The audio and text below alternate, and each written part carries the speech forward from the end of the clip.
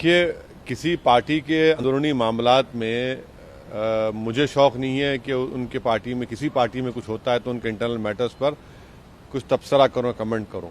मगर जब गुलाम नबी आज़ाद साहब जो पिछले 45 साल से कांग्रेस पार्टी से वाबस्ता हैं, वो हर बार जब कभी हैदराबाद आते तो मुझ पर और मेरी पार्टी पर इल्ज़ाम लगाते कि आप बीजेपी का साथ दे रहे हैं, बीजेपी की बी टीम है। आज उन्हीं के पार्टी के राहुल गांधी ने उन पर यह कहा है कि आपने लेटर पर साइन करके, लेटर लिखकर आपने बीजेपी का साथ दिया। तो अब गुलाम नबी साहब को ये सोचना पड़ेगा कि बीजेपी का साथ तो वो दे रहे हैं, जब उनके लीडर राहुल गांधी उनसे कह रहे हैं कि भाई आप तो बीजेपी का साथ दे रहे हैं। और खुद गुलाम नबी ने मीडिया के सामने आकर मीडिया से कहा और सारी दुनिया से कहा कि अगर मैं बीजेपी से मिला हूं तो मैं इस्तीफा देने तैयार हूं।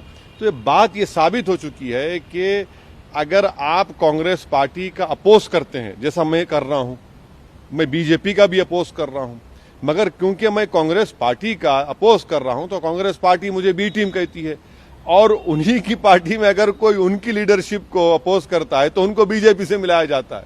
तो ये तो सोचना पड़ेगा उन मुस्लिम लीडर्स को जो कांग्रेस पार्टी में अपना वक्त ज़ाय कर रहे हैं कि भाई आज आप पर इल्जाम लग रहा है कि आप बीजेपी का साथ दे रहे हैं, तो कब तक आप ये गुलामी करते रहेंगे कांग्रेस की लीडरशिप की। लेकिन सर, एक विकल्प भी तो होना चाहिए ना, जो मुस्लिम लीडर्स की आप बात कर रहे हैं उनके लिए एक राजनीतिक विकल्प। देखिए, विकल्प उस वक्त निकलेगा जब आप ये गुलामी की जंजीरों को तोड़ेंगे। विकल्प उस वक्त निकलेगा जब आप अपने मुकद्दर के फैसले खुद करेंगे। अगर आप किसी की गुलामी करते रहेंगे सिर्फ इसी के लिए नहीं, कोई विकल्प नहीं। अरे भाई, मंजिल उसको मिलती जो मंजिल की तलाश में निकलता है।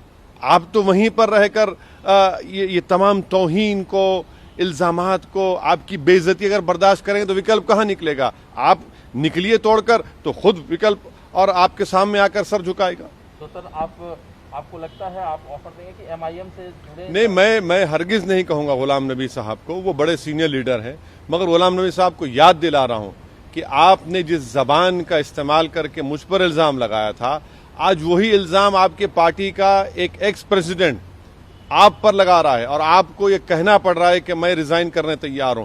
तो उनको सोचना पड़ेगा, उनके कॉन्शियस, उनके जो अगर इनर कॉन्शियस है तो उनको सोचना पड़ेगा, उनको इंट्रोस्पेक्ट करना पड़ेगा कि इतने साल के बाद आज उन पर इल्जाम लग रहा है तो गुलाम नबी साहब कल मुझ पर और कांग्रेस पार्टी हम पर उंगलियां ना उठाए। पहले कांग्रेस पार्टी खुद अपने पार्टी में झांक कर देख ले कौन बीजेपी का साथ दे रहा है। सर, एक आखिरी सवाल है सर, तरह से मेन जो मुख्य विपक्षी दल है संसद में, उनमें इस तरह की अंदरूनी कला और जो सीनियर लीडर्स हैं उन पर जो है इस तरह के इल्जामात लग रहे हैं, तो क्या आपको नहीं लगता कि जो अपोजिशन की आवाज है जो पहले से ही कमजोर है वो और कमजोर हो जाएगी? नहीं, कांग्रेस की वजह से तो मोदी 2 बार प्रधानमंत्री बने हैं ना, तो कांग्रेस की वजह से ही बने हैं। अगर वो लोग सही काम करते तो मोदी 2014 में क्यों जीतते?